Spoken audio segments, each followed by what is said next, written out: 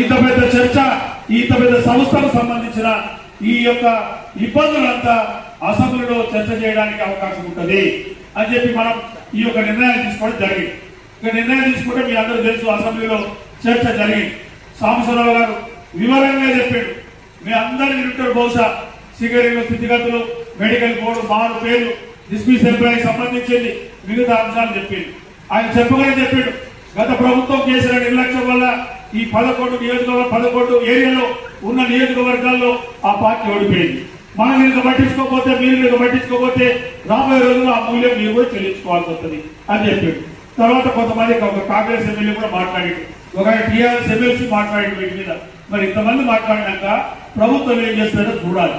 అందుకని దీనికి 30వ తారీఖున ముగింపు పెట్టినాం. హెడ్ ఆఫీస్ ముందు ఒక భారీ ధర్నా. దీనికి నేను అందరికి అప్పీల్ చేసేది ఏంటంటే, మీరు కూడా తమ వంతు కర్తవ్యంగా ఈరోజు నేను ఒకటే విజ్ఞప్తి చేస్తా ఉన్నా. కేవలం ఏదో ఏటీసీ వాళ్ళు పోయి ధర్నా చేస్తే అక్కడ ఇంటెలిజెన్స్ వ్యవస్థ ఉంటుంది, మీడియా ఉంటుంది, వీళ్ళంతా చెప్తారు. గవర్నమెంట్ కూడా ఏమంటారు, లేదా ఏటీసీ వాళ్ళు దాని డిమాండ్లు కానీ పెద్ద ఏం లేదని చెప్తారు తక్కువ మంది. అందుకనే నేను మీ అందరికి రిక్వెస్ట్ చేస్తాను, ఓసీ3 కార్మిక సోదరు ఎక్కువ మంది కొత్తగూడెం చెరువు రైడింగ్ మనం కూర్చుందాం. అవసరమైతే పికెట్ లాగా చేద్దాం, ధర్నా చేసి ఇది మేనేజ్మెంట్ మన అధ్యక్షత తెలియజేయాలి, ప్రభుత్వానికి మన అధ్యక్షత తెలియజేయాలి. తద్వారా ఇప్పుడున్న అంశాలన్నింటినీ రేపు రాబోయే రోజుల్లో మేనేజ్మెంట్ నుంచి మనం ఒక సవాల్గా తీసుకొని మాట్లాడే పరిస్థితి రావాలి. అందుకనే అవసరమైతే ఇవన్నీ కనుక పరిష్కారం కాకపోతే రేపు సమ్మెకు కూడా శ్రీకారం చుడతాం. ఇక సమ్మేళనంలో చాలా మంది మనం ఒక్కరు చేయలేము కదా అంటే, ఇది బాధ్యతగా సంఘంగా అనేక సార్లు అన్ని కార్మిక సంఘాలు కలుపుకొని సమ్మె చేసిన సందర్భాన్ని ఈరోజు మర్చిపోదు. అందుకని మిగతా కార్మిక సంఘాలు కూడా మాట్లాడటం, వాళ్ళు కూడా చేస్తాం, చేస్తాం.